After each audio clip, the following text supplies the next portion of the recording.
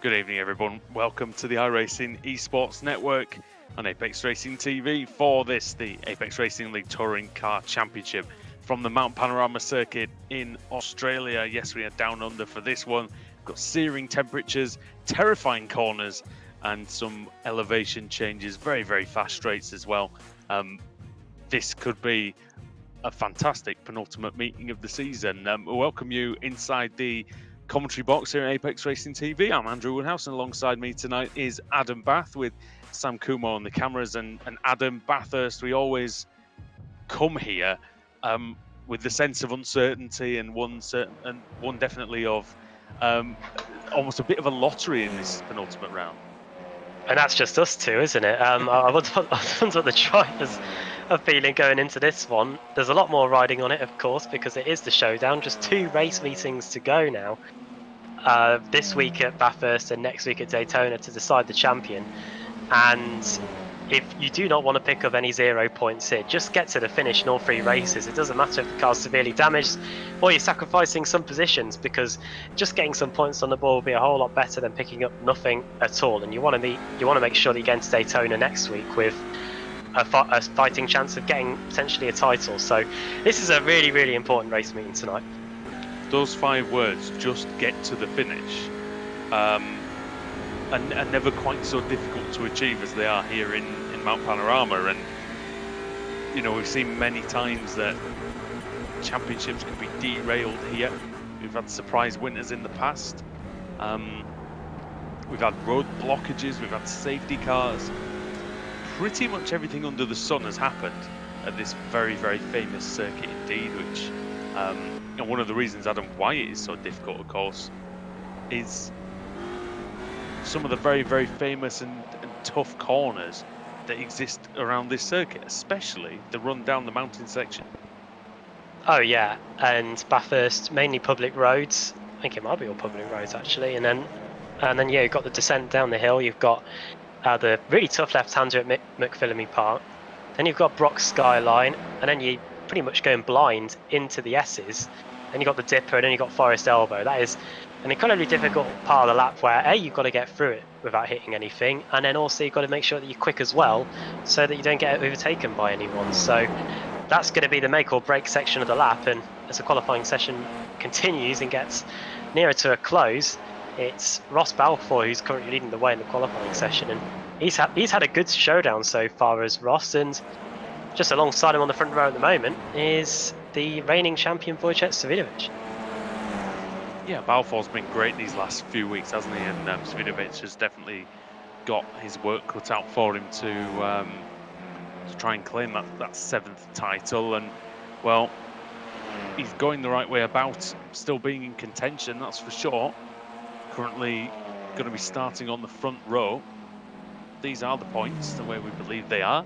Ross Balfour, 10 points clear according to our standing sheet here, and Ross McFarlane 10 points again ahead of Josh Thompson. Svidovic in 4th place, ahead of Ben Palmer, who was leading the way a couple of meetings ago, so he's dropped down a little bit, but still very close to the front, as is Dave Baker and as is Jack Sedgwick. Jamie Rushworth is in 8th, and then beyond him, Adam, it seems quite difficult, I think, for the likes of Jason Cooper and Doka, Sutton and Harrod. I think they would need something massive here, wouldn't they?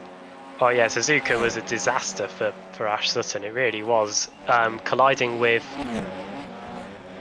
somebody very early on. It was his teammate, wasn't it, in one of them? Jamie Rushworth. Wasn't it, going off and then coming back on, wasn't it? So that was one to forget. As for Sedgwick as well, who for so long this season we've seen him in the top 5 positions, he's now out of that, but he could easily claw his way back, as there is Jack Sedgwick coming into the final corner, currently 5th in the qualifying standings. Yeah, it was also very closely fought in the AM category. I wonder if we could just see those points again just for a minute or two. Because Pete Newman leading the way in that. And of course, we mention this nearly every week, but he's contended for the main championship before. Dropped down to AM and, well, could pay off for him. Currently 53 points clear of Mark Johnston. Simon Fields in 3rd and Adam Hedgecock. Lee Berridge in 5th. You see Adam Hedgecock, by the way, Adam, he got a tweed coloured boosted livery for another series that he's in. I said we should start calling him Hedge Fun. I did see your tweet on that. I don't know whether I could bring myself to like it or not. But yeah, very good. Well, he's hoping that he can fire his way forward. Hedge guys, he's currently sat in 17th place, just one place behind Newman, who's coming over the line now. Is there going to be a late improvement for him? He does, and he goes right to the top of the AM category with a 2:19.566. A very late lap there by Peter Newman. Yeah, starters you mean to go on for Newman, and that may well have secured pole position for him. There's still a handful of drivers on laps, but I don't know if any of them are quite. Oh, I think there was a collision there, was there, between Gregory and one of the CQR cars at the top of the hill? Maybe the CQR car had crashed on their fast lap. Still going round is, I think Thompson might be still on the lap. Possibly Simmons as well. We'll see if they look like fast. They do look like fast laps, especially. And Simmons is going to get a great run down the back straight. Or maybe not, because they're going to back off. Someone's trying to go by them. That's Sevdoka, yeah, 989. Yep, flying by into the chase. Well, it looked like he was attacking the chase with Sevdoka. Oh, Simmons going for the air show. Yeah. Oh. He's missed it, hasn't he? Oh dear. Well, he's lucky that was Thompson, because Thompson was not on a lap, so he was fortunate that didn't collide with the car that's still trying to set a competitive time. There's a wheel on the circuit, and thankfully that gets cleared before, I think it's Luke Cooper possibly going through. Might have even been Kip Stevens actually coming through trying to set a time. There's Jake Blackhall, who does now actually. Stevens, is that a? No, it doesn't improve. So not really any improve. Oh, Woodhouse has improved. He's the first one to go quicker out of everyone we've seen in the last 2 minutes, Adam. So I wonder if that track temperature, which we said was quite high, might have just been playing a bit of havoc at the end of the session. Yeah, a lot of movement in the Pro-Am category very late on in this session. We saw Newman gaining places there, Woodhouse as well. Jake Blackwell also coming in with a late lap, a bit of damage on his car, which was caused by a crash that we saw before we came on air on the front straight. But of course, you're not allowed to tow back to the pits. You've got to bring it back under your own steam and then make any necessary repairs before getting back on the road. So yeah, that's the rule in this series anyway when it comes to qualifying. Yeah, so I'm pretty sure if he's done everything properly there, he's going to be fine. So Balfour will be on pole once again, and he's been really impressive since his return to the series this season. And yeah, I mean, he won a few races in the Kia Optima a couple of years back. Then he had a bit of time out of the series, just turning up sort of occasionally, but this season he's been back in full force.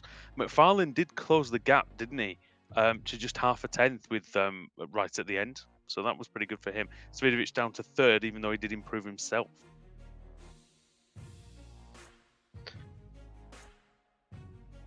And this circuit as well, Adam, like probably one of the best on iRacing as well, given the fact that you can see a lot of the circuit from because of its elevation and things like that. You can see it from quite a distance away. So iRacing had to work very, very hard on making everything very, very detailed and perfect looking, all the trees, all the fields, things like that, and truly is a stunning track.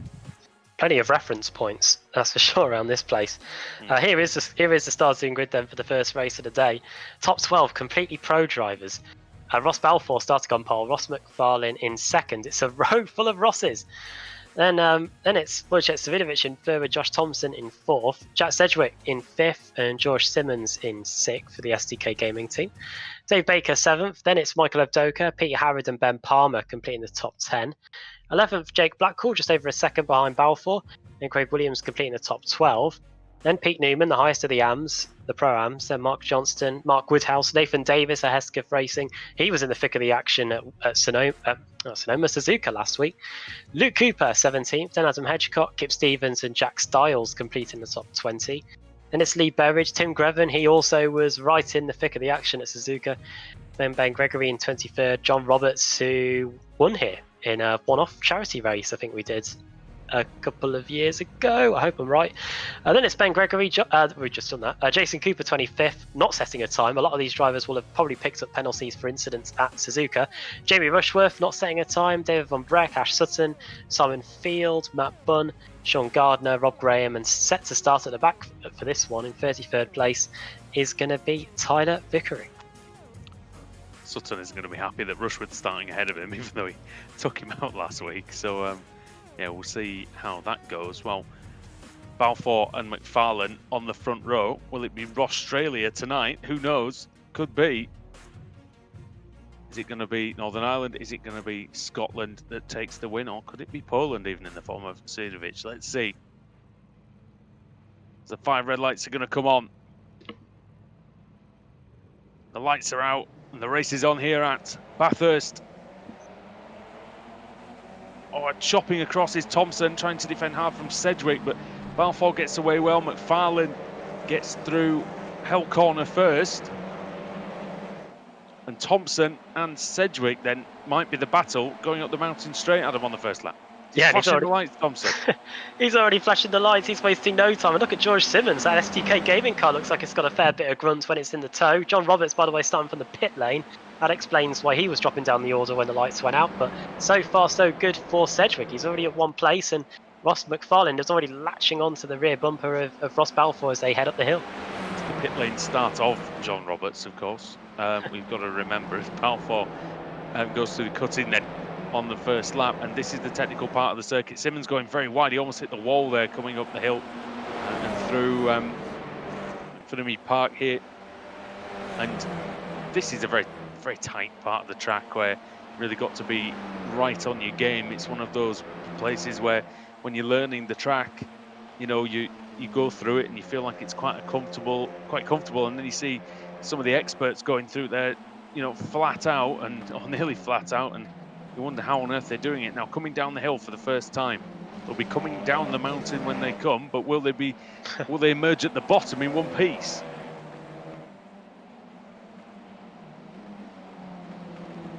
Through Forest Elbow then, and out onto the Conrod Straight. And Jack Sedgwick, he's already getting one place on this lap. He wants to try and get another here as he tries to line up his teammate in Wojciech Savidovic. Wojciech immediately goes to defend the inside. Oh, almost on the grass as well as they go over the top of the hill. A little dip at the brakes, and I think he's going to let him through. You're right. Yeah, into the chase we go. You do not want to go side by side here because it could result in a bit of contact. And fortunately for the Apex Racing team cars, they don't take that risk. Interesting strategy by Savidovic on the opening lap. Kip Stevens has got himself up into 20th place, but Pete Harrod has been off at the chicane, and that will be a slowdown penalty. Of course, as we say, year upon year, month after month, slowdown penalties on the first lap usually quite harsh. They're better than they used to be, and this is Cooper on Woodhouse. So Luke Cooper making his way up through the field. See Mark Johnston 2 cars ahead of him with the Northern Irish flag on the front of the car. He's second in the AM category. So according to the standing sheets, that is our disclaimer. Balfour still leads then. McFarlane right in his slipstream. And I wonder if the TechSense Fitstyle Motorsport driver might try and make a move. Sedgwick having a look as well. Going into Griffin's Bend. And what can... Oh, he's trying to get it alongside him, Adam, but even if he does... It's tough to get alongside and make a move stick around here. You've really got to be, one, I think, slightly lucky in when you catch the car in front, and two, then very, very brave indeed to make it work. Yeah, it's almost nigh on impossible to get a move done through this section of the circuit. Through this left-hander, if you end up offline, it's pretty much curtains for you. There's just literally no grip offline, and then that concrete wall looms very large. That's going to get worse as the meeting goes on as well, with all the marbles and the dirt gets deposited onto the track. As you see, Sedgwick's slightly offline, and it is a ride going down here. It is an absolute roller coaster. And then Forest Elbow, an overtaking spot if you are a maniac, I think, but you can try it. Kamikaze move, isn't it? If you if you go for that move, it was really interesting to see when we were on board with Jack Sedgwick there, just how light the rear got on Ross McFarlane's car in front of us, just going into Forest Elbow. It was really twitchy, and in the dipper as well. And Sedgwick is trying to get that second place going into the chase. I think he's just not close enough to go for a lunge up the inside just yet. No, he isn't. And of course, we still have got 15 minutes to go, so it's not the do or die for him at the moment. It's a rare circuit, Bathurst, as well, because the final corner, Murray's Bend, is an overtaking spot. And we've seen many races finish in electrifying fashion as drivers go to battle through that left-hander, and that is Jason Cooper. That is one of the title contenders, Adam, and that is not particularly how he wanted to start his evening. No, rear damage for him. For him, so. Oh no. that's resurrecting that joke up, aren't we? I wonder if Ben Gregory may have had a part in this. I'm just assuming, because I did see a lot of front end damage to his car. No, is it going to be a boosted car that hits him? Oh yes, 88. That was David Von Breck in the boosted motorsport car. Yeah, and fairly hard damage on the back of that ultimate car as well from that hit, as this is Sutton and Greven. So hold on to your hats, everybody. Into I think there was some contact, Adam, into the to Griffins. And well, this is going to be fun because Greven's been held up and cars behind getting very interested indeed. But this is Luke Cooper, Woodhouse and Hedgecock, Styles. Of course, these guys could be in contention for a reverse grid later in races 2 and 3. If you knew, we do spin the wheel of fortune, and with it only being a 33 car grid, these guys have got a really good likelihood of ending up at the front of towards the front of the grid for the second or third race. Cedric's just got up into second place as well. We didn't see it on the screen, but Jack Sedgwick has got ahead of Ross McFarlane, and that, well, we'll have to see how that was done. We'll just maybe watch and see if he gets a run into the chicane. And he is getting a run. Look at this. It's a great slipstream for Sedgwick. Now, we've got to turn through this blisteringly fast right-hander here first. And that's where Balfour decides he wants to defend the inside. Good job there, but look, oh wow. Became the middle, didn't it? Great run on the exit. To Murray's. It's so difficult to get a move done around the outside here, but if you're late enough on the brakes, you might try and fancy it. He's not able to get it done, but he's going to get an excellent cutback. That's really well judged. Can he get alongside for Hell Corner? Will there be hell to pay? No, not on this occasion. But I think he knows, Sedgwick, that it's a better overtaking spot at the end of the mountain straight. Into Griffins. He pulls out from the slipstream. I don't think Balfour's going to fight this one too hard unless he decides he wants to try and take the long way round. Yeah, I think that's what he might be planning to do, because the next corner is a left-hander. But if you're Jack Sedgwick, you don't care about that, because he braked later and he's through into the lead. But he's brought along everybody else with him, because McFarlane, Wojciech, Josh and George are all there. Clean move there. These 5 drivers really have been pretty much the class of the field this season. And this is what we get to see in race 1, isn't it? Great to see them in battle, isn't it? With no obstacles as such, just flat out racing. Oh my word, Sedgwick's close to the wall. You've almost got to aim for it. It looked like he was aiming for it, and it turns at the last minute. That's mental, isn't it? I mean, imagine being that good. Oh yeah, George Simmons. Kind of commitment. George Simmons in 5th is the coach for this car with the Apex Racing Academy. Yeah, he's done a great job so far. See him there in the SDK Gaming colours. Sorry, the Academy colours, of course. He's now flashing the lights at Josh Thompson. Josh Thompson, who, in the interest of impartiality, he runs his own driver coaching service as well. And of course, he drives for Williams Esports. So he's a pretty quick pedal, as you can see. Indeed he is. And well, Simmons will be busy soon, of course, now that Formula 1 season is... yeah. Got practice, actual practice tomorrow, yeah. Tell me about it, unbelievable. will actually be F1 cars on a track for the first time since, what, November? Maybe the beginning of December? Well, in a competitive session, I will say. We had testing, of course. And we were only bizarrely a few hours away from getting a practice session in Melbourne, weren't we? But that was put paid to like quite late in the day. Well, look at this as well. It's funny, Adam, because you said that they'd brought Simmons along and Baker and Evdoka were sort of closing in on the group. Also, the Blackhall Palmer Newman situation is getting a bit close to the front as well, it looks like. Well, yeah, there is Blackhall. Palmer just a bit behind him. And yeah, the top 10 are only 4 seconds away between each other. In fact, they're all in one camera shot, as you can see them fly by there. So that is incredibly encouraging to see for not just us, but some of these drivers here, showing that they're not losing too much time to them. That's what the ARLTCR is all about, and we've said this for years. You know, there's nowhere else where you'll see touring car racing of this quality.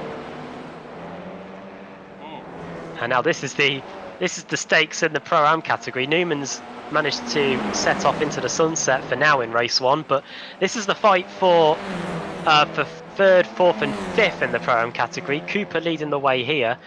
One little... 4th, 5th and 6th actually, Adam, because Johnston and Davies are ahead of this group. About 3.5 seconds ahead, actually, to be precise.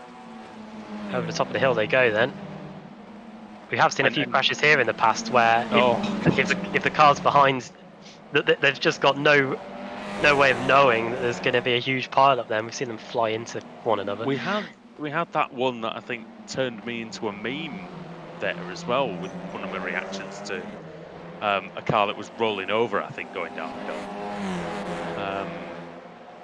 But yeah, and the reason why I mentioned Johnston and Davies, Adam, is because Johnston is second in the championship, so we'll have to see where he manages to finish, of course. This is Woodhouse, then with really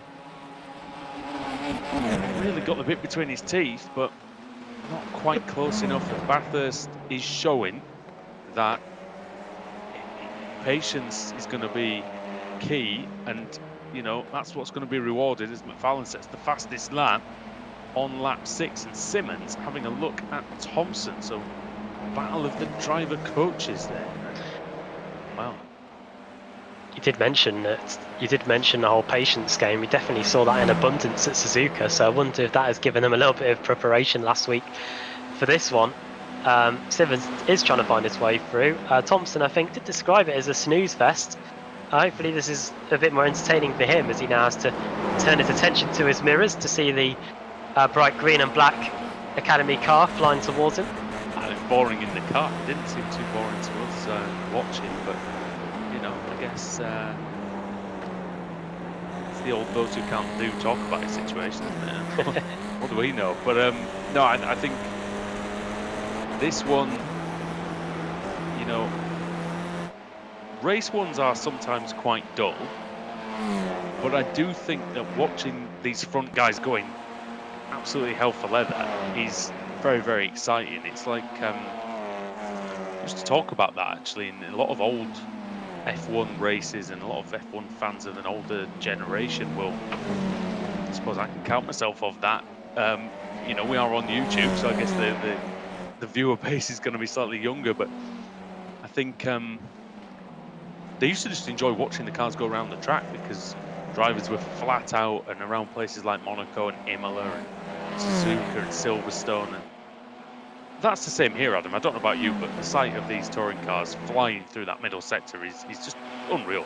Well, we get to see the best of both worlds here. In race 1, we see them going hell for leather, as he's saying, and then in race 2 and race 3, we see their overtaking prowess as they have to fight their way through the field. Yeah, I was just thinking back to the 90s and the 80s in F1 qualifying there. You really got to see what they're worth, because before refueling came in those days, you didn't have like the different mixtures and NGUK and NGUH settings where you can turn the engine up or turn it down in different parts of the race.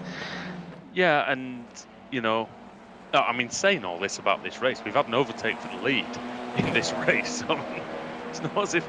Are you not entertained? Yeah. Not as if nothing's happened, is it? But no, it's I just think that because I mean I don't think I've driven the Audi round here, but definitely the Kia a couple of times. And man, it was a tough race meeting. I think in the club series it was, and it was tough. We were talking the other day, weren't we, about potentially doing the 12 hours of Bathurst here. Now that would be tough. Well, it'll be the 12 minutes of Bathurst, and then shutting the computer down. I think that one will be, but Jesus, well, if it's not in a GT3 car, I think we'll be fine. Maybe stick us in the GT4. The good news is that there's only a few hours. One of these would be all right. The good news is I think the race starts at sunrise, so I don't think we'll be doing any nighttime driving in this anyway. At least many of us will be anyway. We have officially bottled, I think, the 24 hours of Spa. I don't think we're doing that anymore, but it's probably a good thing. I still haven't recovered from Le Mans. As at Stevens, Burridge, Field, Gardner, what is this nonsense down in 24th? I want to see it. It's absolute nonsense. Well, the timing tower is red. Well, that could potentially be reverse grid territory as Wojciech Savinovic goes flying down the hill. I think we don't have that capability of going that far down the field, sadly. So unfortunately, I think we're just going to have to forget that ever happened. But Thompson is on his way. You can see Simmons behind, and flashing the lights. Of course, Thompson does drive for the Craig setup shop, so flashing lights is a bit of a speciality in that team, I think. That's true. Simmons, though, darts back into the. They're bouncing off the rev limiter as he gets on the brakes. Well, they're not bouncing off each other yet, but there's still time. This is a great battle, though. Simmons keeping Thompson very honest, but just proving how difficult it is to overtake here at Bathurst. When Simmons can get within 0.2 of a second of him on the straight, Adam, and not even make a challenge, it shows that it is tough. I'm intrigued to see what's going to happen at Daytona next week when they've got all that banking to try and get by somebody. Well, we did see, didn't we, in one of the earlier races in this car, I think it was last season, we did talk about the banking being an issue and the length of the straight being an issue. So, yeah, we'll see. Woodhouse has been passed by Sutton. So that's Ash Sutton up to 17th. That could prove to be quite vital for the reverse grid, and Sam Kumo's going to bring that to us in about 5 minutes time, so that'll be the highlight of my days, the reverse grid wheel, of course, as Sutton alongside Cooper. And will Cooper try and go the long way around the outside? He will, and he looks like he's going to hold on to that place because we do have to turn left at the end of this little short straight here. Sutton trying to go around the outside. Oh, he gets a cutback because Cooper's gone wide and Sutton's through, and that might be Woodhouse through as well, look. Oh, bang! Oh, my. Don't want to have a crash here. Oh, they're still going side by side through here. This could be interesting. There's just enough space. And Woodhouse is able to get by 2, so he's up into 17. That is either mighty brave or mighty stupid. But they've done it. Hey, fair play to them. Good move. Right, here's Pete Newman then. He's on the outskirts of the top 10. He's not too far away. He's got Ben Palmer just in front of him, but behind him he's got Pete Harrod. I did say he's got Ben Palmer in front of him, didn't I? Yeah. And then Pete Harrod behind him, and then Craig Williams. Did you know that Ben Palmer's in front of him? But I think Newman having a good run here. He's on course to win the AM category. He's just got one more lap to hold on to that. And Jack Sedgwick has just got one more lap to hold on to the lead. And well, if you were a betting man, Adam, and I know that you are, would you put money on an overtaking move on this last lap? None of my tips are any good, but yeah, it's gonna be tough for Balfour because I've had a look at the gaps in the last few laps, and the closest it's got is Woodhouse, the circuit. Woodhouse has crashed. Oh no! Just after pulling off that amazing move, he's off at the chase. Doesn't look like he's picked up any damage though. Oh hello, this is Cooper trying to get back by. Well, is it going to be? Oh, well, that was like the chase, the revenge of Bradley Walsh, wasn't it? He just got absolutely. Oh, he just got the shoulder barge, didn't he? And off into the gravel. Ben Gregory's crashed as well out there on the circuit somewhere. So, who knows what's going on between them? Gregory's got, look at that damage. Yeah, he picked that up very early on, did Gregory, and he's been carrying on ever since. Look at the bonnet; it's flapping about. Lucky they didn't come off. Actually comes off, yeah, at some point, maybe with another hit. But Gregory, a bit worse for wear on the final lap. Cedric is still not giving the Armco or the wall any breathing space whatsoever, and nor should he, because Balfour. Oh my God. And they go through the differ there. Yeah. Oh, how close do you want to get to the wall? It's amazing. Cedric drives it in hard to Forest Elbow, and I think he's got enough. If he manages to just negotiate the chicane cleanly, he's got to hit his braking point. Balfour is closing, Adam, but not close enough at this point. No, that Apex car has proven to be pretty quick in a straight line. Only one driver in the top 5 has done any overtakes in this race, and it's been this guy here, Jack Cedric, as he's on his way into the final chicane. Got it down to 0.3 of a second as Balfour, but I don't think he's going to get any further ahead than that unless he has a big lunge into the final corner, which, I'll be honest, probably isn't sensible. Somebody might try it. Thompson could well do it, but here comes Sedgwick. Oh, and Thompson and Simmons have, I think, had a bit of a set too, because Dave Baker is through into 6th place, but it's Jack Sedgwick who wins here at Bathurst in round 1 of the penultimate meeting of the season, and Dave Baker steals one on the line because I have to only imagine there was contact between Simmons and Thompson. And there was an overtake as well. I've seen, I think, Harridan and Williams as well late on. But yeah, Dave Baker, he getting into his customary 6th place. Even right at the death, he's able to pull that out of the hat. That's the desperation to get into 6th, isn't it? Final corner. Over the line comes Rushworth. He was one of the naughty boys last week. And just look at that. There was that craziness you were talking about on the timing screen, I think. And was that a slowdown for Stevens, or was he Alan menuing? No, who knows? but who knows with Kip? But he's lost a few places there. Just waited now for this guy, John Roberts. Pit lane start, and he's just made sure he gets to the end, Adam. That's what you said was the smart thing to do, and what that does mean, of course, as everybody who started the race has finished it, by the way, is another thing which is astonishing, to be honest. But that means that potentially, if we have a large number on that reverse grid, we're going to get John Roberts on pole position, of course. The pole position of John Roberts. Well, we haven't got long to wait. Matt Bunn didn't take the start. That's why he's all the way down there. But yeah, we now send it over to Sam Kumo, who's got the reverse grid wheel at the ready. And for the first time tonight, he's going to spin it and tell us who's going to be on pole position for race 2, Sam. Let's try and make it a big one. Yeah, well, we'll try.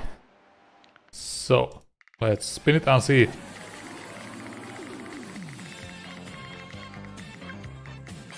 And it is really close to a big one, but... And it is 40.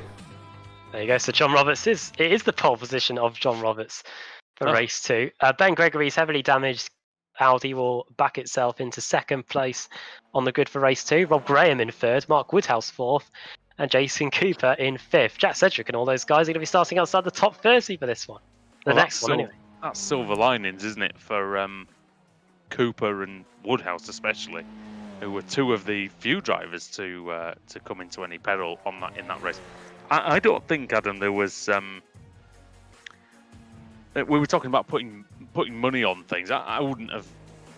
I don't think I'd have bet anything on there being 32 finishes out of 32 starters. No, not at all. And here they are. Unbelievable. Yeah, Jack Cedric wins the first race of the day, getting his championship charge back on course. Ross Balfour in 2nd, Ross McFarlane in third, Wojciech Savinovic in fourth, then Josh Thompson completing the top 5. Dave Baker then sneaking in 6th place. Watch this, by the way. John Roberts to the skies. He gets a bit of it. George Simmons 7th, Michael Avdoka 8th, 9th for Ben Palmer, and 10th for Jake Blackall, the 2 CQR Club teammates there. 11th, Pete Newman. He takes the Pro-Am honours after starting first in the Pro-Ams. Then Pete Harrod in 12th. It's the 2 Petes. Craig Williams in 13th. Mark Johnston in 14th. His teammate Nathan Davis in 15th. Then it's Ash Sutton, Jack Stiles, Luke Cooper, Adam Hedgecott, and Tim Greven completing the top 20. Then it's David Von Breck. Jamie Rusher, if you mentioned him, is back at the grid start, getting him up to 22nd. Simon Field up there, Lee Berridge 24th, then Kip Stevens, Sean Gardner, Tyler Vickery, then it's Jason Cooper down there in 28th place. Chance for him to get some more points on the board in race 2 with him starting towards the front. Then Mark Woodhouse, Bob Graham, Ben Gregory, and there's the guy who's going to be starting on the pole position for race 2. John Roberts, with Matt Bunn not taking the start, finishing in 33rd. Yes, indeed. And what a prospect that is. Full reverse grid for race 2 at Bathurst. You do not want to miss this when we return after the commercial break, which will just be in about maybe 10 minutes time here on the iRacing Esports Network as the penultimate round of the ARLTC continues.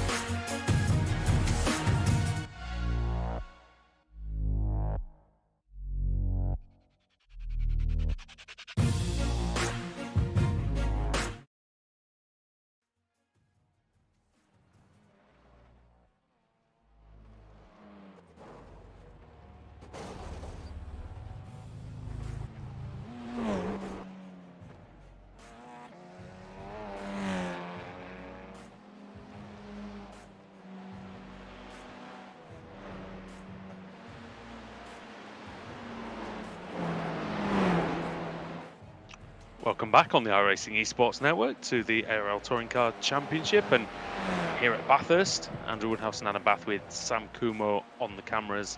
Adam, race 1 was a pretty pulsating affair at the front, actually, in terms of how hard it was driven, and saw a couple of good overtaking moves in the top 6. But the race 2 has the potential to be, there's no other word for it, absolutely bonkers, I think, because it's a full reverse grid, and having that at a track where it is notoriously difficult to overtake could be absolutely spectacular, or it could be terrible. We don't know.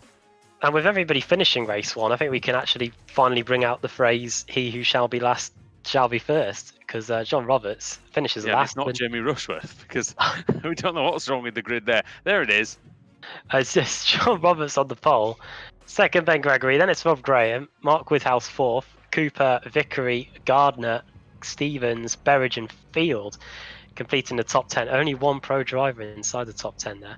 Then it's Rushworth, David Von Breck, and then Tim Grevin, Adam Hedgecock, Luke Cooper, Jack Stiles, Ash Sutton there in 17th.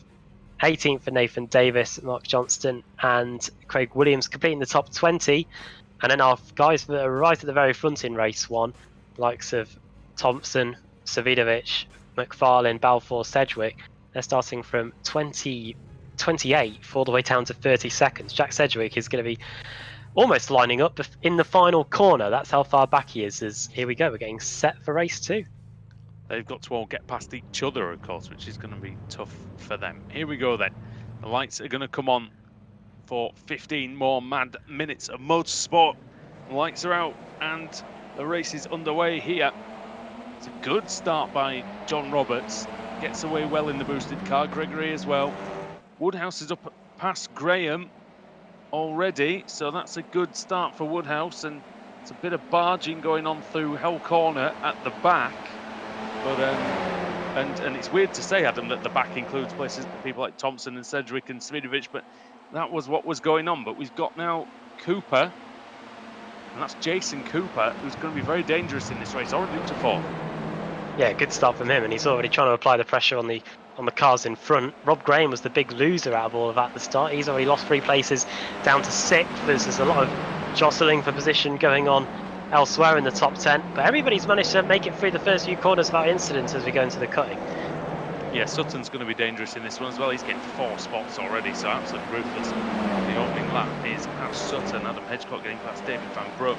You can see on our timing tower, looking at Rob Graham, then he's lost a few places. Sean Gardner just in behind him for boosted. So Cooper and Woodhouse battling for 3rd. And it's going to be interesting to see if Cooper can get past and can make something of this situation. And he needs to win as well, Adam. Make no mistake about that for the title hopes. Gregory gets very close to Roberts there. Roberts, he did escape to an early lead, but that has been quickly eradicated on this first lap, and now it looks like Ben Gregory wants to get by. Is he going to try on the grass? Well, John Roberts closes that avenue pretty quickly. Well, he lost the rear into Forest Elbow, Adam. I think that's what sort of stymied his momentum. Gregory does get fractionally ahead, so let's see. Wheel-to-wheel stuff then through the chase.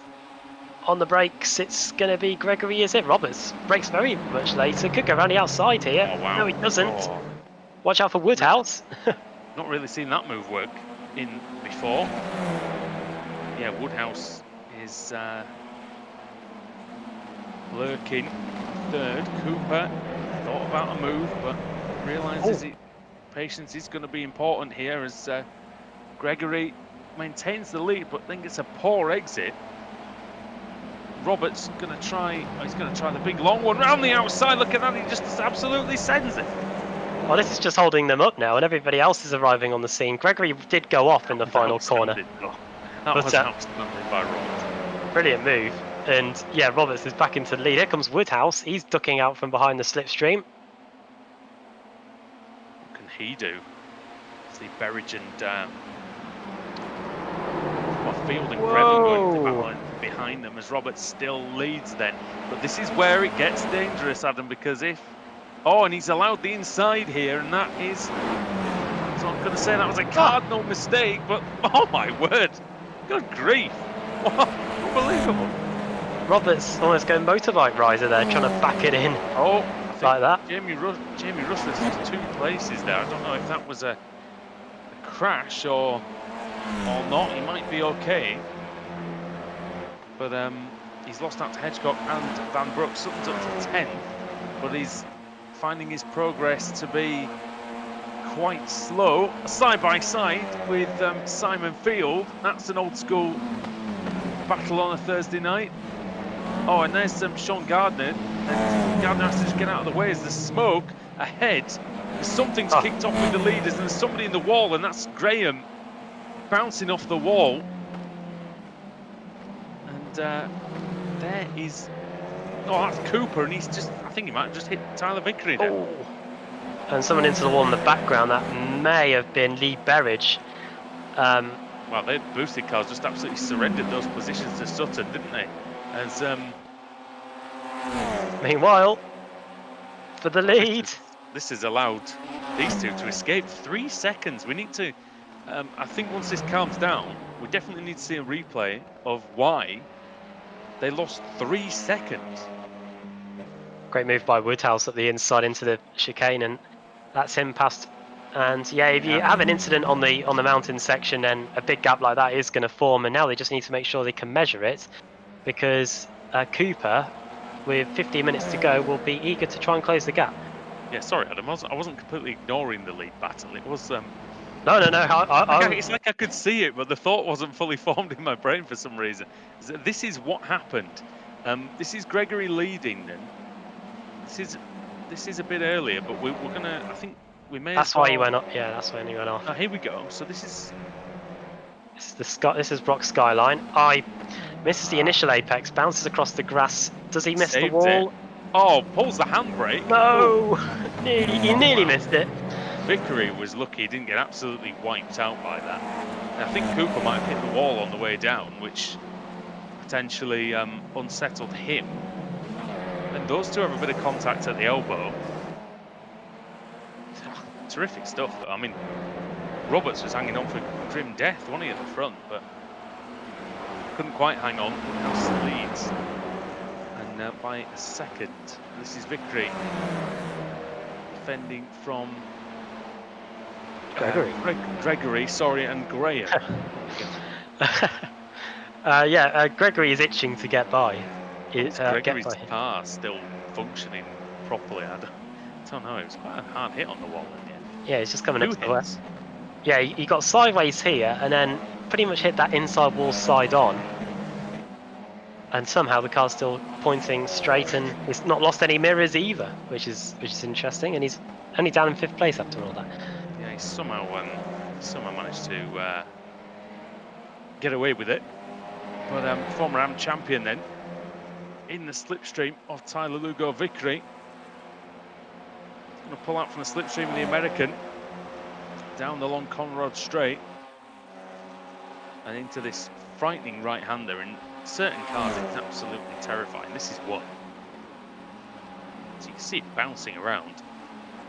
How late's Gregory going to be on the brakes? The answer is very easy. He flies right around the outside. That is a terrific move, and that's going to actually get Rob Graham very, very interested indeed. The Scotsman is on the inside. Vickery's late on the brakes, though. Those two make a bit of contact. Graham just sort of nudges him on the apex. Now that's going to allow Sutton to... Oh, dear. 3 wide. Oh, and of course, none of them yield. You madmen. I'd have been straight out of that if I was in the middle. I'd have been earlier on the brakes. I'd have been so early on the brakes, it'd have been the 20th century, I think. That was brilliant between those three, though, and Sutton advances. Now he's leaving Graham, Gardner. Oh, crash at the back. Crash. That's a big one. Now that was... Oh, no. The curse of the hedge puns. They've managed to keep it out of... off the racing line, pretty much. Davis is going to be out, I think, after that. Yeah, that car does not look good. And Jack Stiles and Pete Harris drop it. Traffic jam. That's why the track is blocked at the coming out of Griffin's. Got Kip Stevens reversing up the hill. He's just rolling, isn't he? Oh. Well, I mean, And that's not good for Luke Cooper either, not good for his Pro-Am Championship Volkswagen. This is what happened in the second incident. Looking, let's go back and have a look at this one first. Yeah, Adam Hedgecock then. Johnson's bonnet had come up. And there was a Craig setup shop car that was already missing a wheel at that point. Oh, and that's Tyler Vickery, and that was Lee Berridge, I think. It's a shame it wasn't missing the headlights, to be honest. But let's have a look again. 553. And the Automatic car gets on the grass on the way in, which doesn't help matters. Then Vickery gets turned, flies across. It's a huge hit. RIP if you've got the direct drive wheel on there. And then everybody pretty much makes it through. I don't think it ever fully. Some people were stationary in the background. This is on board with Stevens, who's just trying to find somewhere to turn around. I think. Pull the handbrake, Kip. Do a J turn. Ask Alex Smolensky. That always goes well. Graham's up into sixth. They were teammates, didn't they? Take each other out once upon a time. Stevens and Smolensky wouldn't surprise me. Yeah, pretty sure they did. He had to wear he had to have hazard stickers all over his car for the next race meeting. Right. I remember that. Oh dear, keep your distance. A bit like the. I remember Williams did that once. I think it was about 2001 or 2002. I think they did that on Ralph's car. I think after he was hit like 2 or 3 races in a row. Look at this in the background. That is Balfour and Simmons and co. Looking at Wojciech Savinovic then. And, well, Wojciech managed to get through all that, actually, with just a bit of minor damage, it looks like. And he's actually up from 29th on the grid, so he's done a good job of getting through. Also, the other ones who are up double-digit place gains, Craig Williams doing a great job for his own team. Ben Palmer, 13, Blackhall, 11. Cedric up 17 and Baker up 11, and Ross Balfour is up 12 from where he started. So unfortunately for them, a lot of them got quite severely held up. So they're now 25 seconds off the lead. Is this group? It's almost like a second pack this at the moment, trying to hunt down everybody else. They are just having a look at the gap. They are 3 seconds away from Savinovic, and they are a couple of seconds away from Tyler Vickery. Here is the battle for a spot inside the top 10. Here is Craig Williams, who's holding on to 10th spot, and then it's Ben Palmer and Jake Blackwell just behind.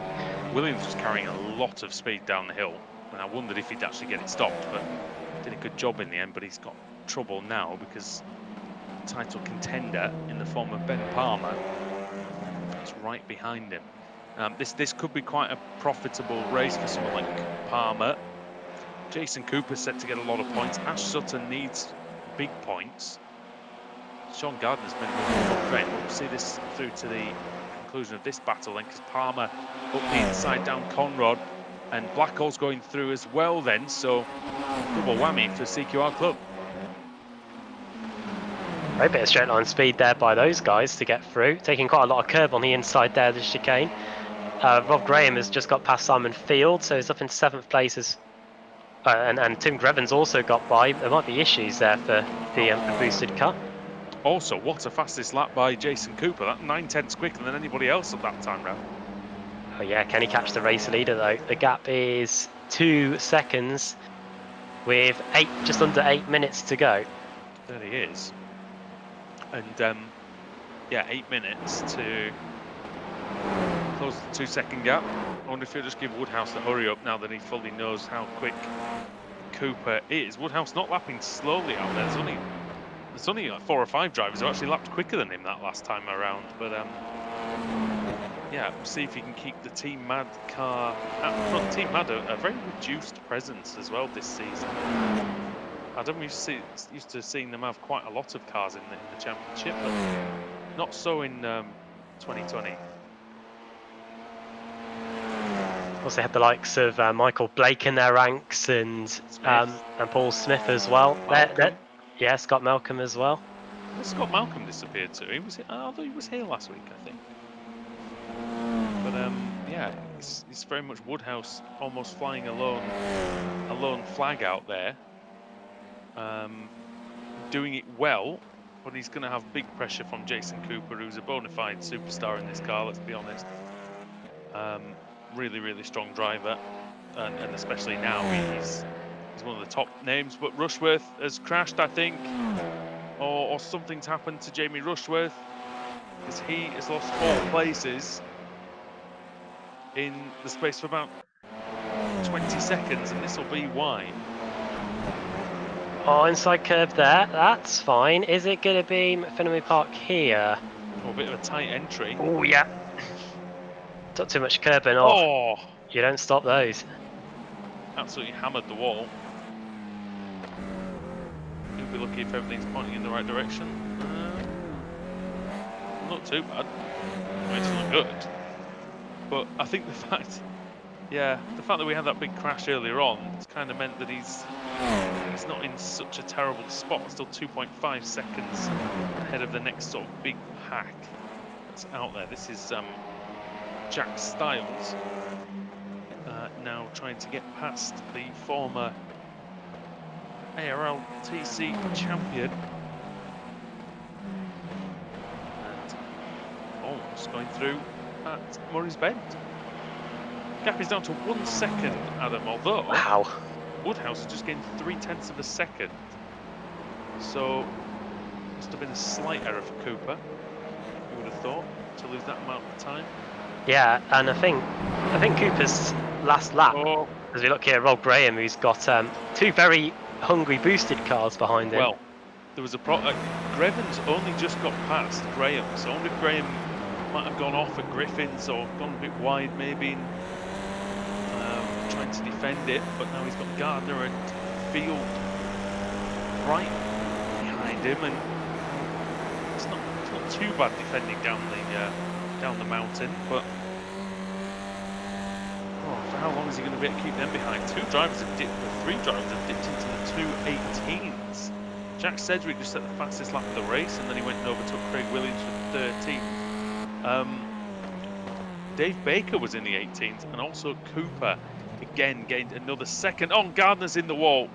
Sean Gardner in the wall. He'll be lucky if that hasn't broken the suspension on the front of the boosted car, but now Jason Cooper, despite a mistake at the beginning of the lap, Adam, has got within half a second of Woodhouse. And here is the battle with what will be 2 laps to go at the line.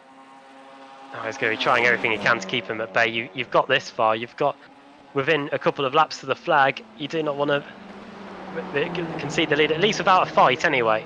Well, you're 6 seconds ahead of John Roberts at this point, so it's worth getting in a battle, because even fighting tooth and nail, you'll be hard pressed to lose 6 seconds in 2 laps. And I think this is a track where you can hold someone off for a prolonged time if you're really committed to it, and there's no better time for Woodhouse to commit than the final 2 laps. Oh, yeah, and he just a put in potential his race victory. He just put in a new personal best, 2:19.79. It's great stuff. He lost another half second on that lap, but he's definitely pulling his finger out, that's for sure. And only 5 drivers on that previous lap were quicker than Woodhouse. So I'll tell you what though, Adam, when Mark Woodhouse started, I know we've gone on about this, we went on about this quite a bit last season, but not so much this season. When he started when we were racing in the Kia Club Series and things like that, and you know, I'll be honest, he was a lot slower than he was now. You know, I could beat him fairly easily, and like I say now, I think he'd trash me if we raced each other. I probably agree. What is it about Bathurst as well, where we have Team Mad drivers doing well here? We get Paul Smith on the phone quick. I think, yeah. Well, to be fair, he would have just known this was happening even if he wasn't watching. He'll just sensed it somewhere. So enough into 4th place as well. He's just got by Ben Gregory as the leaders go into Forest Elbow. It's like when somebody says bubbly, I just know it. Even and Alex Neller, he's like that as well. When somebody says bubbly, he's right there. Here is Cooper then, right in the slipstream. And this is exactly where he wants to be, because he's going to be on the inside for the chicane. Although, he's not going to clear Woodhouse before that. Woodhouse is on the inside for the King, which will gain him a little bit of ground. Oh, I think he's just clear, is Cooper, but... Oh no, still a little overlap remains. Now, can Woodhouse do something similar to what John Roberts did, or will he try the cutback here and through Murray's? Sort of neither, wasn't it? It's quite difficult to do there, I guess, as they come across the line. Final lap then. Now, can he stay close? If he stays close to Hell, might be able to get the slipstream up the hill and cause Cooper some problems. But Cooper's driven very well in a very controlled race from 5th on the grid.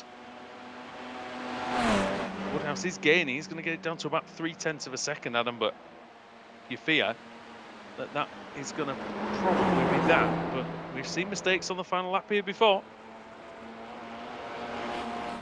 Ben Palmer's just made a move to get into the top 10 at the expense of Rob Graham, so it's valuable points for Palmer, and he might get some more points here, as I think Jake Blackall's going to let him through and try to keep Jack Sedgwick behind, which is easier said than done in itself, as Wojciech Svinovic has gone up into 13th place ahead of Sean Gardner. So the guys who started at the back, they've not done such a bad job here, have they? No, they haven't.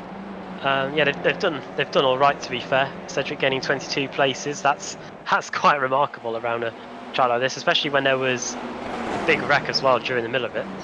And Sutton's right on John Roberts for 3rd as well. So that one's going to go to the very end. Cooper is about to head onto the Conrad Straight for the last time, and well, this is going to be, if he makes it to the end, this is going to be valuable points for the championship, of which he's still a contender for. I think Sutton's made a mistake. He's dropped off Roberts by about 2 seconds, so looks like it's going to be a bit of the bubbly for Boosted. There's Cooper into the chicane for the final time. He's driven very well out of it, isn't he? yeah, he's done a fantastic drive. He was 2 seconds away at one point from Woodhouse, but he was able to close the gap down, wasted no opportunity getting by, and now he's within touching distance of victory. Here he comes. Yeah, here we go then. Jason Cooper is going to come across, and he's going to take victory for Automeg here at Bathurst. Brilliant performance, starting 5th, finishing atop the podium. Oh, Cedric and Blackall swapping positions on the final lap. There were also positions gained for Baker on the final lap as well, and this is Graham trying to get the position back from Dave Baker. It's going to be very close across the line. Who's going to take that one? That is going to be an even finish. It might even be a photo finish. 0.00 on my timing screen between those two. That was very close indeed, and I think Ben Palmer may have gained, sorry, Gregory and Sutton were battling, so Sutton had dropped down into the clutches of Gregory, and in the end it's the former British Touring Car champion that finishes in 4th place. Here's Jason Cooper. Sorry. Oh, no, it's okay. We've gone from the pit lane start of John Roberts to the pole position of John Roberts to now the podium of John Roberts. He's ticking them off. I'm sure he'd have liked to have been the winner of John Roberts. All he needs is a win and a fastest lap, yeah, and he's got the lot. Just waiting for a few more cars to cross the line before we can bring you the reverse grid for race 3. But here's a guy that's in quite a hurry to get back to the pits, I think. Jason Cooper. Enjoyed that one a lot, so that he wants to go down for one more fast one. Must be. Into Forest Elbow he goes. Oh no, he's doing. Is he going to go give us a bit of an air show here? Oh, he's going as fast as he can then. Well, let's see. We're going to try it. See if he gets any more air than John Roberts did before. Roberts did clear the fence, so let's see. I'll be disappointed if he just takes the track like normal now. For those who don't know, it's a great big bump coming into the No, he's just being sensible. Which for years is all we wanted in these broadcasts. And now, Roberts. and now that, Here Roberts we is go. going to go for it anyway and see if he can beat his record. It's like watching the Four Hills out here. Oh, he gets it. Bit of slow-mo there Oh, as well. slow-mo. A little bit of the slow-mo. Very nice. Yeah, it's like the old Four Hills ski jumping competition. They'll have to mark that out with distance markers and things for next season. That could be a competition. There you go. Just an idea for a competition. I don't know how you judge it or measure it. But there you go. Great race, fantastic race. We even had a pile up in the middle of it, so there was everything there. Once again, there was only one retirement from the race, and that was Lee Berridge. So Berridge has ruined everything. He's ruined absolutely everything. We nearly had 2 races with 32 finishers out with 32 starters at Bathurst, which is frankly unheard of. Right. Let's get the reverse grid sorted then for the final race of the day. Let's get Sam Kumo in then, who's been having to go back and forth throughout the fields with all the battles for us. And let's see who's going to get on that pole position then for the third and final race of the day here in the penultimate race meeting of the season. Yep, and I don't mind looking because there's just plenty of battles. And I think if we get another big one, we should be seeing more of that. It is going to be a little bit smaller this time, only 25. Well, I think that's going to be Josh Thompson. He's going to get the pole position from 25th place and going to have some competition on his hands because Jamie Rushworth is going to be just behind him, and then Pete Harrod, then Pete Newman, and Jack Stiles is going to round out the top 5. So let's see how they get on when we come back. We've got the results to go through first of all, though, and Cooper takes the win by 3/4 of a second over Mark Woodhouse, who gave him all he could handle in that one, but couldn't quite come out on top. John Roberts in 3rd, ahead of Ash Sutton, and then Ben Gregory in P5. Tim Grevin with a good drive to 6th from 13th on the grid. Simon Field in 7th, ahead of Ben Palmer. Jack Sedgwick in 9th, and Jake Blackall in 10th. Rob Graham was 11th. He seemed to be in the thick of the action wherever he went, but still a good finish for the another Automech driver. Dave Baker in 12th, another position gained on the final lap, just like race 1. Wojciech Savinovic in 13th, and 14th for Sean Gardner. Craig Williams in 15th, and George Simmons in P16, and then it was 17th for Ross Balfour, and 18th for Ross McFarlane. They started together in race 1, they finished together in race 2. David Van Broek in 19th, and then Michael Evdoka in P20, Jack Stiles 21st, and then Pete Newman, Pete Harrod in 23rd, Jamie Rushworth 24th, Josh Thompson 25th, he's going to be on the pole for race 3, Nathan Davies in P26, then Luke Cooper, Mark Johnston was 28th, Tyler Lugo Vickery, well, it was going well for him at the start, he is improving in this car, but had a crash and ended up in 29th. Kip Stevens 30th. He was caught up in that. We saw him reversing. It probably took him 2 minutes to turn around. But he was so far behind. And Adam Hedgecock 31st, a lap down. Did manage to make it to the end though, even with the crash damage. Then the only retirement of the day was Lee Berridge so far. So Adam, that was fun. And hopefully, as we look at a tennis court there, we're going to get some more excellent racing after the break. Yeah, looking forward to seeing what's going to happen here in race 3 once again. We've had it all really in race 1 and race 2. Now let's see what's going to happen here, because of course points are still on the line for the final round of the season. So we're going to take a quick break then on the iRacing Esports Network, and when we come back, we'll be getting set to go racing for the final time tonight at Bathurst. So you don't want to miss it.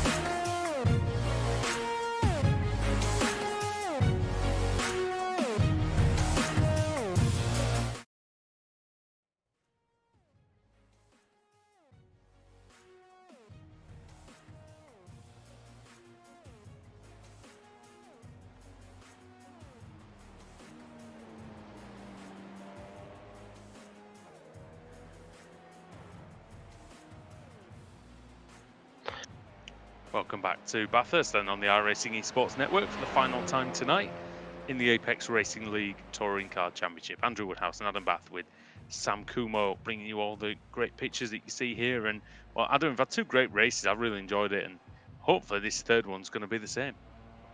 Yeah, another bumper-sized reverse grid to look forward to for this one, as the afternoon sun starts to set here around the 6.14 kilometre circuit in New South Wales.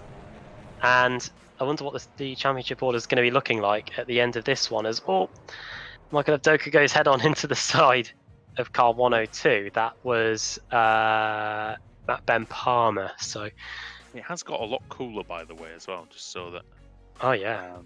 It's gone down to sort of mid-20s in degrees now, as it was 40 degrees track temperature for race 1. Some of these 3D crowds are fixed in their positions as here we go. Here's the starting grid. Josh Thompson on the pole, Jamie Rushworth in second, then Pete Harrod third, Newman fourth, Styles in fifth, then Avdoka in sixth. So an all TechSense Fitstyle Motorsport third row. Then David Von Breck, Ross McFarlane, Ross Balfour and George Simmons completing the top 10. Then it's Craig Williams, Sean Gardner, then Wojciech Savidovic, Dave Baker, Rob Graham, Jake Blackpool, Sedgwick, Palmer, Field and Greven completing the top 20. And it's Gregory, Sutton, Roberts, Woodhouse, then Cooper, Davis, then Luke Cooper, Mark Johnston, Tyler Vickery, Kip Stevens, Adam Hedgecock and Lee Berridge set to start at the back. All right then. Well, here we go for the third time tonight. Lights are coming on. It's going to be Josh Thompson on the pole. The lights are off, the race is on. It's a good start by Thompson. It's a better start by Rushworth. Look, he's already drawing alongside the Craig setup shop driver in the first corner, but Thompson holds his ground and maintains the lead so far. John Roberts is off in the background. That is the exit of Hell Corner. So Roberts off, and he's been joined by Woodhouse. I wonder if Woodhouse maybe collected him, but they did start next to each other. Adam, suspiciously. Oh my good God! They somehow they nearly missed the corner, don't they? They're 3 wide in the background as well, and that's Pete Newman into the lead. What a moment! Crash! Big one. Oh, they somehow all avoid it, do they? Oh, there's number 26 is around that Simon Field. There's a very smoky Hester Oh no, car. Simon! Oh, he almost wiped out John Roberts. You think being that far behind? Oh, this is like Austin Powers here trying to get the 3-point turn done. The turning circle is horrendous, isn't it? It's almost as bad as an F1 car. Could be worse, actually. Oh dear. Yeah. Well, let's not. Could be here for some time. Oh, Newman! Oh my word! Thompson's round the outside and to the mountain. That's unbelievable. Is he going to hit the wall? Oh, how nearly. on earth did he do that? Got no clue. Does mean that Josh Thompson then he goes into the lead again. Let's watch this again. This is twice in this race. So Newman, rides that curb, and then look at the wheel. He's doing everything. Just slow down, please. My goodness, he absolutely just threw it in and praised, didn't he? I think. No, near plane bias issues. Look, there's Michael Avdoka. I know Sam will appreciate that. Well, both Sams will. Avdoka then on the inside of Pete Harrod into the. You see, Sam Kumo's microphone's not even on. I can hear him chuckling away probably in the background. As there's all sorts of chaos there. I can't even call that because Avdoka went wide, and there through is Pete Harrod up into the top 3. So. It's the first time we've seen him that high up today. Thompson blinking in and out. Balfour was off as well. Yeah, good to see Harrod up here. The CQR cars have been lingering in and around the top 10 throughout tonight, and now they've managed to break their way into the podium positions here in the early going in race 3. Yeah, and it's been a decent meeting for CQR in many ways. There's Wojciech Savidovic. We've not seen him very much this time.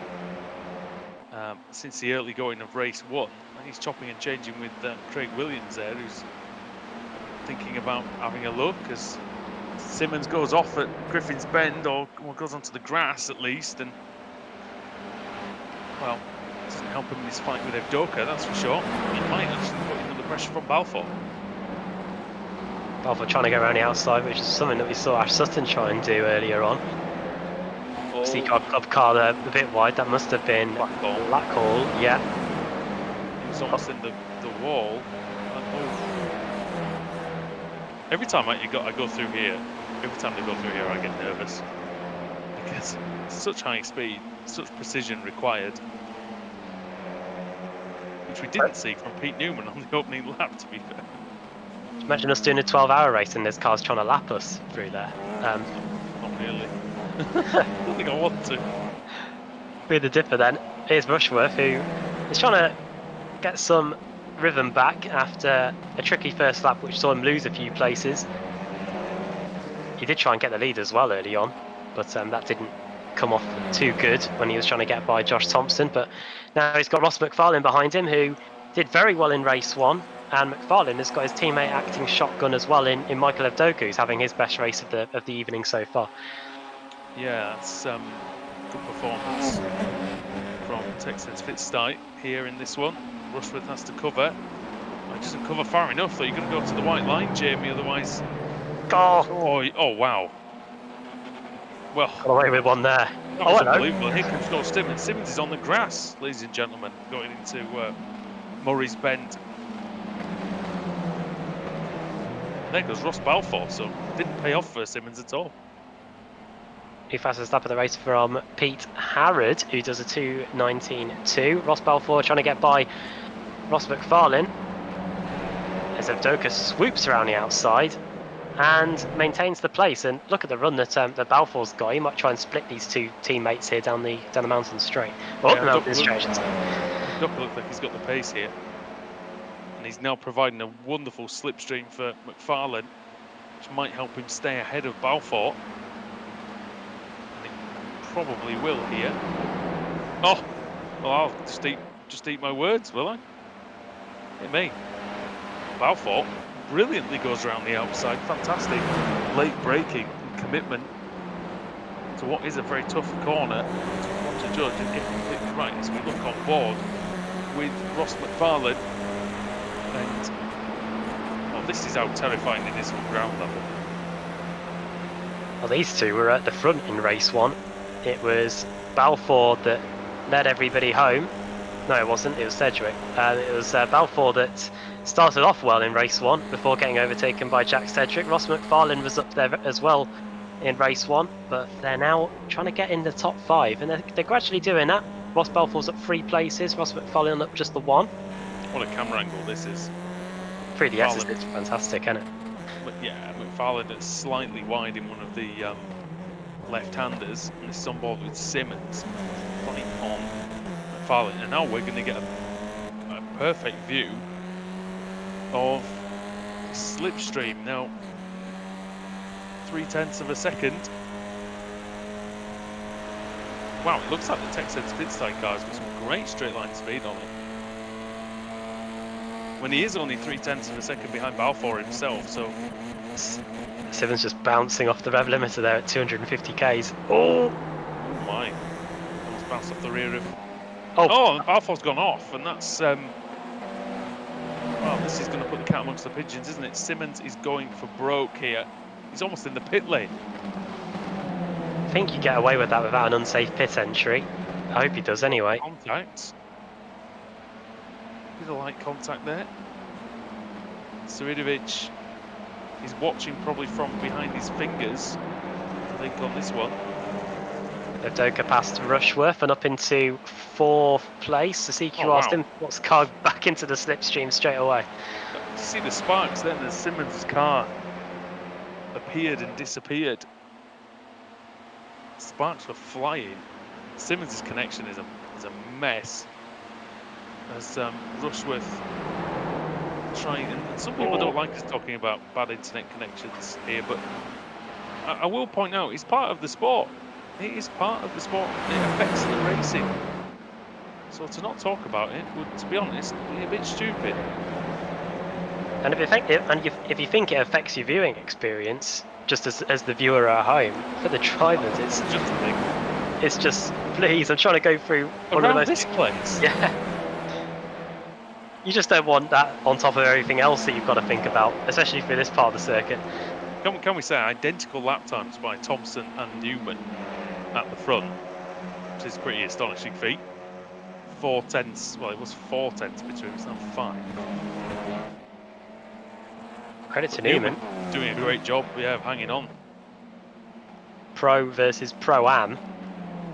And as things stands, the Am is keeping the Pro at arm's length with still over half the race still to go. Well, it's not Pete Newman's first barbecue, let's face it. Not in this series. Sean Gardner's dropped down the... Oh, Sean Gardner's has a crash, I think, on the mountain. Oh, Right at the elbow. Backwards as well at the elbow. Yeah, you can have all the spec maps that you like, but it's not going to protect you if you go into the wall at that velocity. Oh, Gee. no, dear, and then another one. Oh, he gets his wing back. Oh, and then he reverses into it again. He's just determined to knock it off. Maybe he thinks it's going to be quicker down the Conrad straight line. We just need the Curb Your Enthusiasm music, don't we, for this? Oh. As Don't give Sam ideas. Poor Sean. Sorry, Sean. But it is funny, as unfortunately, Rushworth is right on Evdoka then again. Oh my word. Can this end in any other way than badly? I don't know. I've got hope in these guys, I must admit. Oh, well, if anybody's going to keep it relatively clean, it's probably this lot, but we don't know. McFarlane then up the inside is... Oh my word. Credit to Rushworth and Balfour as well. They've tried this outside line in the past and it almost tends to work as McFarlane slams the door shut and Simmons almost looking up the inside of Balfour too there. And yet again, Simmons' car appears in a place where it shouldn't belong, and there's contact between Balfour and Rushworth. Rushworth almost gets spat into the wall, but he holds the line just about. He almost held the overlap with Balfour, so Rushworth is very quick around here. I remember, was it him that was... oh! Well, there you go. There's your answer, everybody, as to how difficult it is racing with poor internet connections. Because Simmons just appears there on the screen. Fortunately for everybody else, he doesn't tend to do his vanishing axe through here, and he has got a good run as well. Rushworth closes the door though straight away. Yeah, it's tough. It is a tough place to pass. Thompson has got the lead out to 8 tenths. They've still done identical lap times, would you believe? Though that's their best lap time. Sorry, that's me looking the wrong colour. But only 2 tenths difference between them.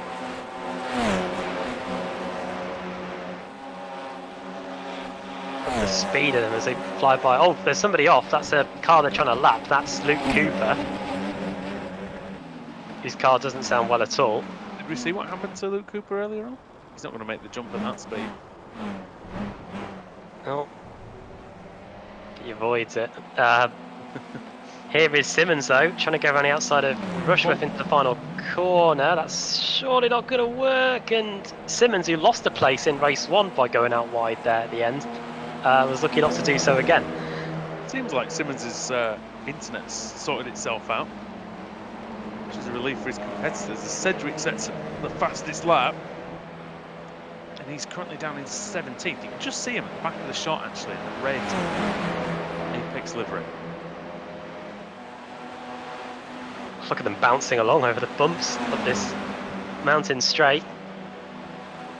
Yeah. And is this going to be 7th place for Simmons? He's very late on the brakes. Rushworth's up the inside. He tries to force the SDK gaming car wide. Oh, he gets high centre on the curb slightly, Adam, does Simmons, and that kind of forced him wide. And Rushworth's still there on the outside, even in the cutting. Now he's great. Wojciech Svidovic is through though as well, look. Oh, it's Rushworth, is he going to collide with Sutton again? Oh, almost. Those two are going to be on speaking terms at the end of the season at this rate.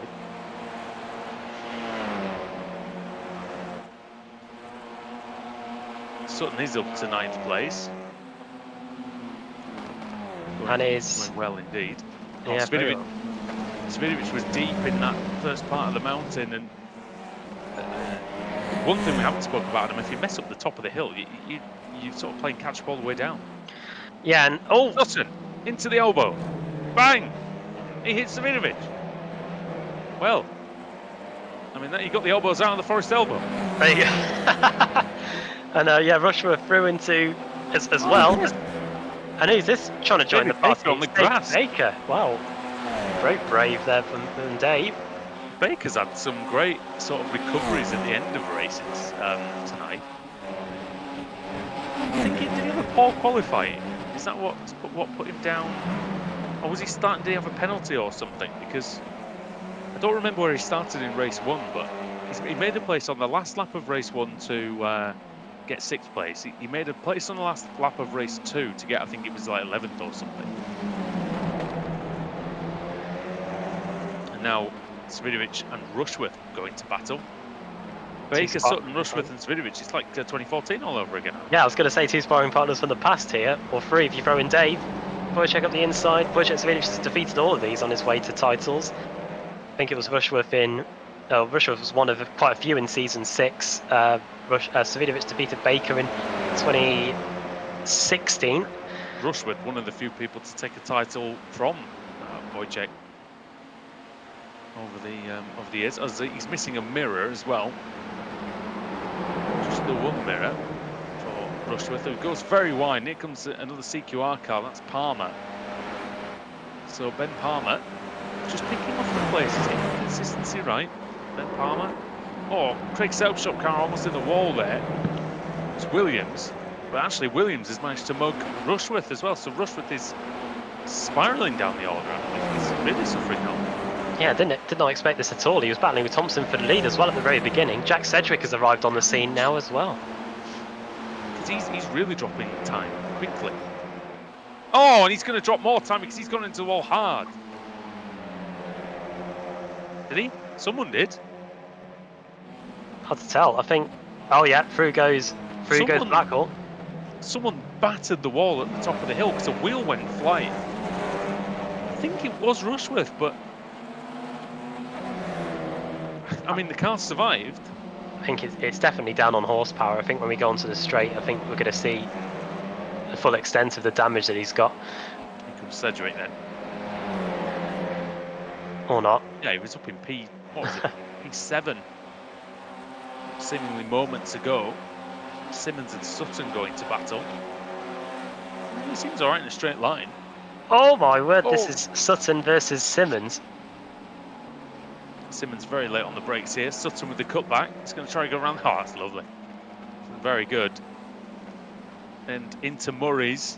He's going to have the inside. Is Simmons going to try the big dive? Or maybe he should. Maybe he could have done it. He's going to lose the rear.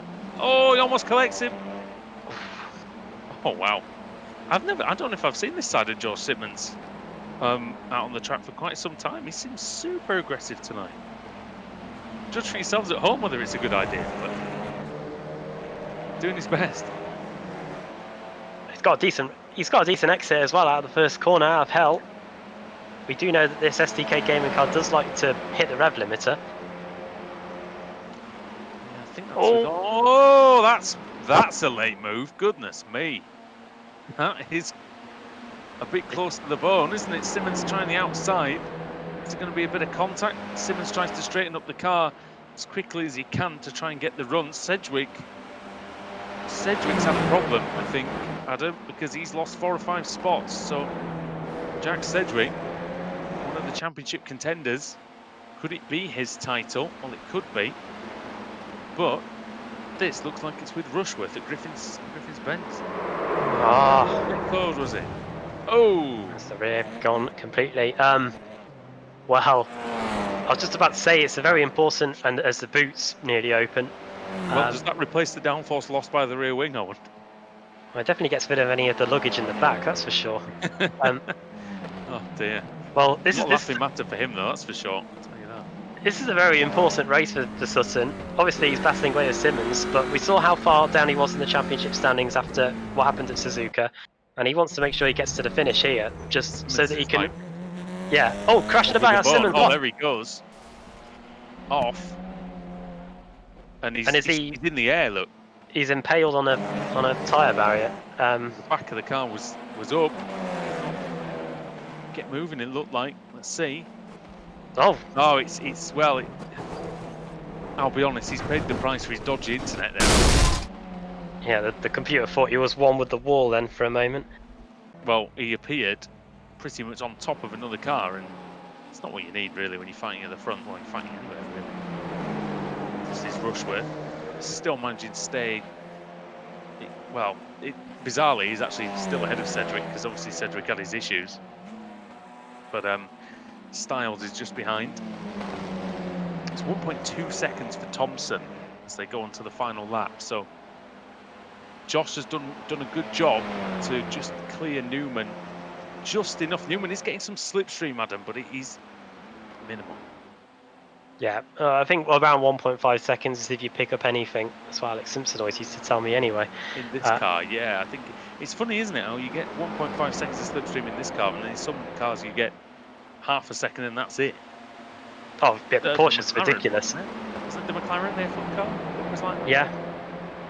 Yeah, there's that. The Porsche Cup cars were atrocious for that. Oh, yeah. I'm sure Sam Kuma can lay testament to that. Back when we used to have the Porsche support race on a Thursday night for a few weeks. He won that, no? He won that, did you know? Yeah. Yes. But Sminovic has won many things over his career. Well, he's in 8th place. We can see him there. Ross McFarlane and Michael Evdoka are putting pressure on Pete Harrod as well for 3rd position. That one's going to come down to the wire. Here's Palmer having a look. What can he do on this last lap? Can he do anything about the reigning champion and the former champion? Yeah, he's in good company here. 2014/2015 champion in Dave Baker. But here is Josh Thompson. And if you're going to be a champion in this series, got to put in a performance like this. He's flashing the lights at Simon Field in the boosted car. Is he? I think they should not get to him. I don't think. But yeah, what a drive this has been from Thompson. No, they are to him. They have got to him. They are to him. Field's going to get out of the way. Thompson is flashing lights furiously. I must admit, it's not what you want on the last lap. Field, of course, desperately trying to drive as fast as he can to make sure he gets points here in this race, which he will do.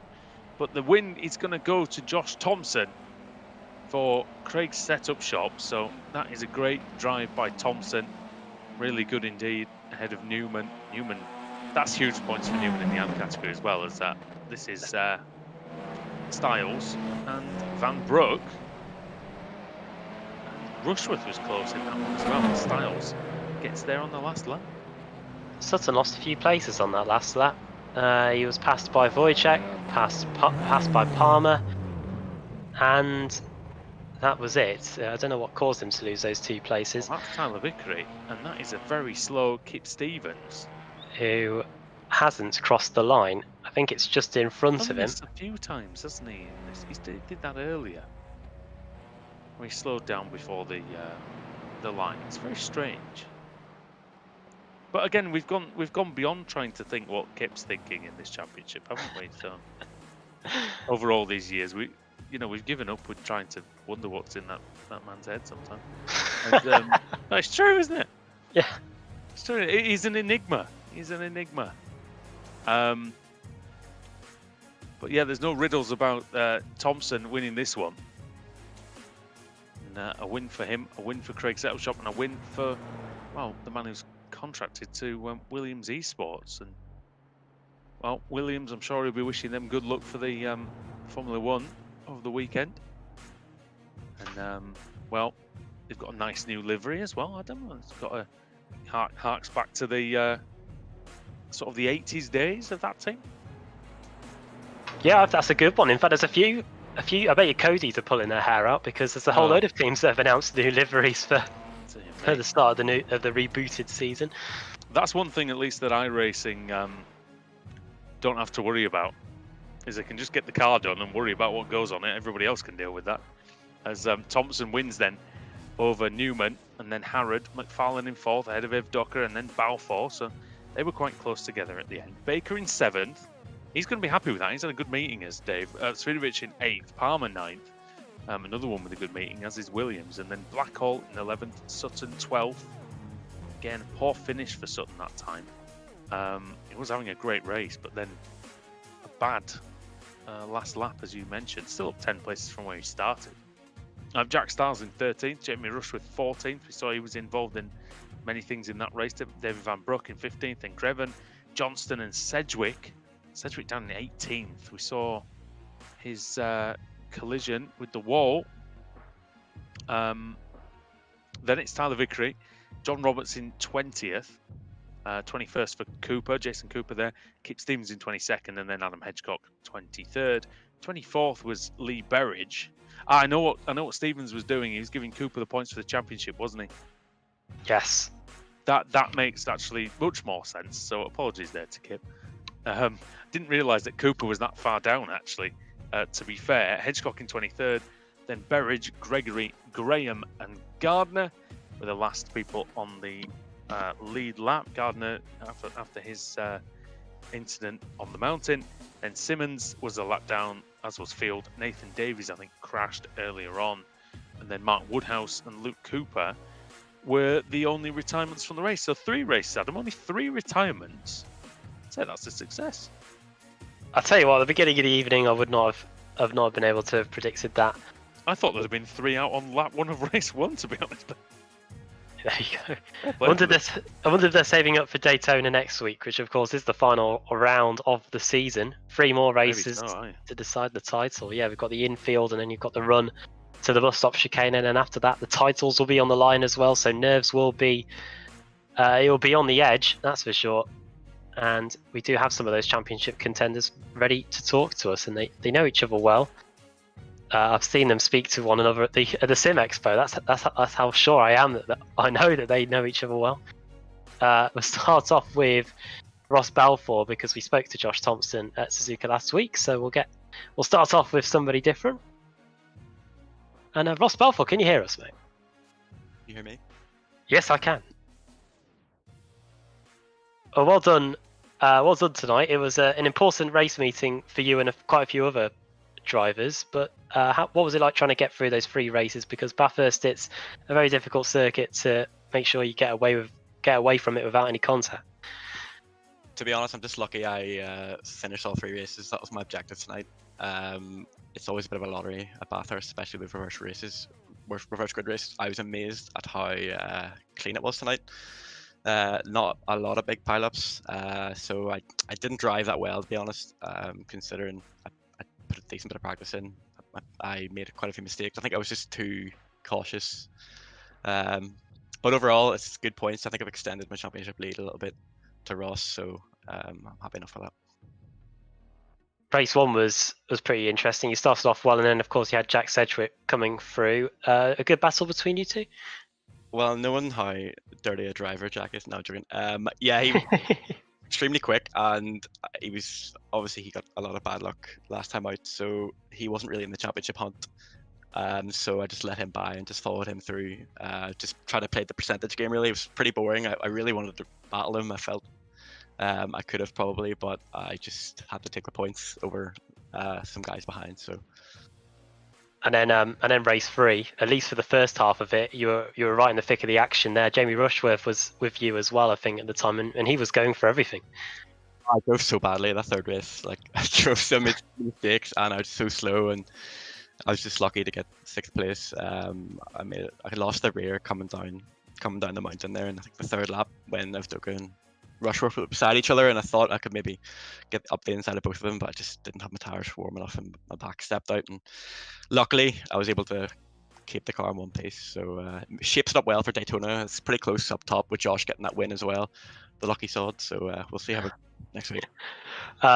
You have just a few more. You're racing with George Simmons, whose internet wasn't the best, at least from what we could see anyway. Was that making it even more tough for you? Yeah, it was. It's, you know, when a peacock like plumes its feathers, it's like George Simmons appears in your rearview mirror, then disappears and appears in rear. A couple of seconds, he was flashing in and out. There was one point he was inside Michael Ivdoka, maybe not for the first time, and then that was it. You know, it was hard to My. see where we were getting on. So no, it was good racing for everyone. It was good to have George in the championship. He's really quick, and hopefully he can do the full series next season because he'll be right up there as well. Finally, you've made it to Daytona then, as you said, in one piece. Are you now going to unwrap the cotton wool of that Audi RS3 and go at it for the title at Daytona? It'll be quite hard. Daytona, as you know, is intensive, and I don't have any teammates, so I'm going to have to just hope someone is very kind to me and give me a slipstream for qualifying. Otherwise, I'll be about 20th. So it's worked okay so far the whole way through the season, going solo. So hopefully, I can do one more round, and I can hopefully hold on.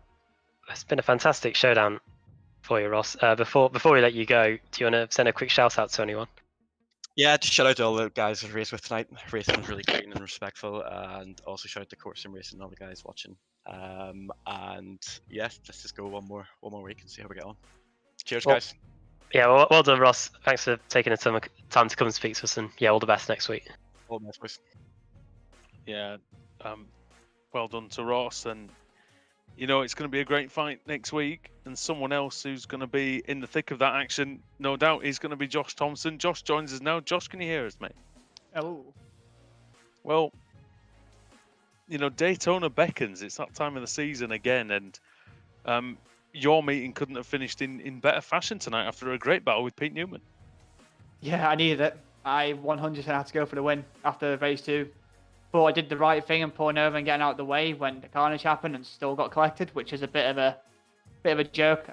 Many words were said, but won't repeat them. Oh. But nah, that race 3 was what's made or break the actual run for the championship. Still, at least I'm now still in the hunt. Yeah, well and truly, and well, on to Daytona, you know, next week. Then, what do you expect from that? Because we know that this car has quite short gearing, and we know that makes overtaking fairly difficult at times around places like that. Yeah, it'll be interesting. Tonight, I didn't think it really helped being the main overtaking places were end of into the chase and stuff. So I don't think that really helped. When there was one person at the front and you were behind, you could get a run and get an overlap, no issue. It's when you're in a train you hit the limiter. So I still think you can get alongside, maybe. I'm not 100% sure, but it's going to be a lot of do or die moves, I think, coming to the last few laps in the infield and the hairpins. So it'll be interesting to say the least. Yeah, it's going to be like the old DRS trains, isn't it? We're going to see those. Very similar to those in Daytona. And, well, as for tonight, you know, you really did need the points, didn't you, in that last race? It was really important that you got ahead of Pete there, I think. Yeah, qualifying, I messed up a good lap. So to be 4th on the grid was okay. I was too kind to Jack at the start. I should have ran him out of road, to be honest. But nah, after that, I just got held up by Wojciech. I just couldn't get a run. There was no point of risking sending a stupid move in and getting a penalty so close to the end of the season.